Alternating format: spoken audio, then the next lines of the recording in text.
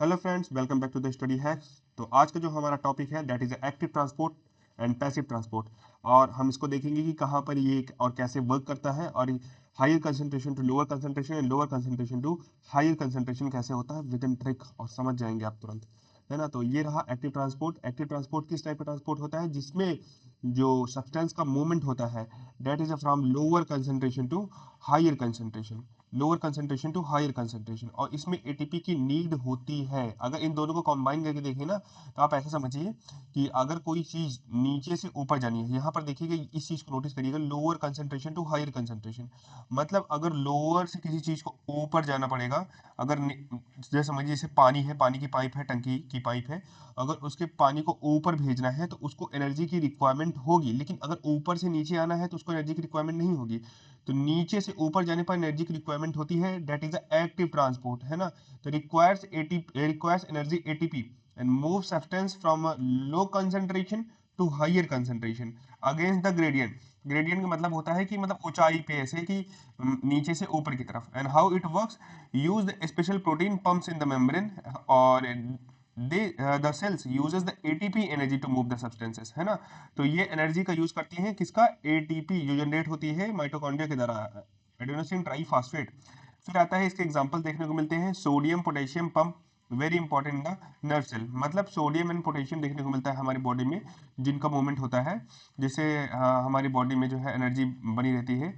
और गर्मियों में इसकी कमी भी हो जाती है, दैट्स वाई कि हम जो है नींबू एंड पानी पीते हैं तो उसमें नमक मिलाया जाता है, क्योंकि उसमें सोडियम होता है, Na। ओके, तो ये हो गया आपका active transport. And what is a passive transport? Doesn't required any energy, move substance from higher concentration to lower concentration. तो ये चीज याद रखिएगा, higher concentration to lower concentration, और इसमें किसी भी टाइप की एनर्जी की रिक्वायरमेंट नहीं होती है। जस्ट ऐसे समझिए कि अगर किसी चीज को ऊपर से नीचे लेके आना है तो उसको किसी भी टाइप की एनर्जी की नीड नहीं होगी। जैसे पानी की टंकी है, अगर ऊपर से पानी नीचे की तरफ आ रहा है तो उसको किसी भी टाइप की एनर्जी की नीड नहीं होगी, उसको किसी भी टाइप के प्रेशर की नीड नहीं होगी, और वो नेचुरली नीचे की ओर फ्लो करेगा। तो जब भी higher concentration to lower concentration होगा, तो इस चीज का ध्यान रखिएगा कि आपका पैसिव ट्रांसपोर्ट होगा, उसमें किसी भी टाइप की एटीपी की रिक्वायरमेंट नहीं होगी। इसमें तीन टाइप के पैसिव ट्रांसपोर्ट देखने को मिलते हैं आपको।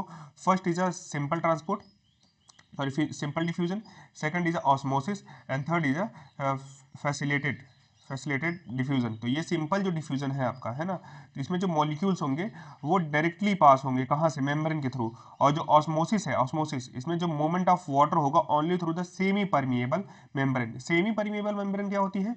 जो जो मतलब सारे सब्सटेंस को अलाउड नहीं करती है, मतलब कुछ ही सब्सटेंस को अलाउ करती है, नॉट ऑल, है ना। तो मतलब कुछ ही चीज़ों को अलाउड करेगी अंदर जाने के लिए, तो वो हो गया ऑस्मोसिस। तो सिंपल डिफ्यूजन में ये डायरेक्टली पास करेंगे मेम्ब्रेन से, ऑस्मोसिस में ये सेमी परमिएबल के थ्रू, और वाटर मूव्स होगा higher water concentration to lower water concentration. And facilitated diffusion में क्या होता है? इसमें एक स्पेशल टाइप का प्रोटीन होता है जो रिक्वायर करता है और एक चैनल बनाता है इन मेम्ब्रेन, और वो कैरी करता है जैसे glucose entering in the cell. तो ये एग्जांपल में पूछ सकता है, glucose entering in the cell is an example of a facilitated diffusion. तो ये मोस्ट इंपॉर्टेंट है, ये तीनों चीज़ें।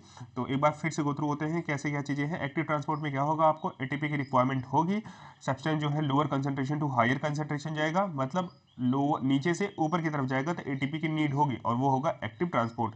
और जैसे इसमें एग्जाम्पल देखने को मिलते हैं, क्या? Sodium potassium pumps, very important in nerve cell.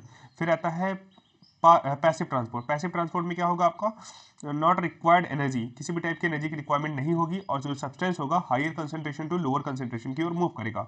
और जो पैसिव ट्रांसपोर्ट के टाइप्स होते हैं that is a simple diffusion, osmosis and facilitated diffusion. जो सिंपल डिफ्यूजन होंगे वो थ्रू द सेल मेम्ब्रेन, और जो ऑस्मोसिस होगा, ऑस्मोसिस में होगा water movement of water only through the semi permeable membrane. और जो फैसिलिटेड डिफ्यूजन होता है, use the special protein channel in a membrane. जैसे एग्जांपल हो गया कि ग्लूकोज इंटरिंग द सेल। तो आपका टीचर ऐसे भी क्वेश्चन करके पूछ सकता है कि ग्लूकोज जो होता है वो सेल में इंटर होता है तो किसके थ्रू, कौन से किस टाइप के पैसिव ट्रांसपोर्ट के थ्रू? तो याद रखिएगा, तीनों नाम याद रखिएगा। अगर नहीं याद हो रहा है तो SOF करके याद रखिएगा। अगर बचपन में किसी ने टेस्ट दिया हो तो आपको शायद याद होगा, SOF टेस्ट होता है ना, ओलंपियाड का। तो ऐसे करके याद रख लीजिएगा, simple diffusion and osmosis and facilitated diffusion. तो ये होते हैं पैसिव ट्रांसपोर्ट के टाइप्स। तो अगर आपको वीडियो अच्छी लगी है तो you can subscribe for the next video. Thank you very much.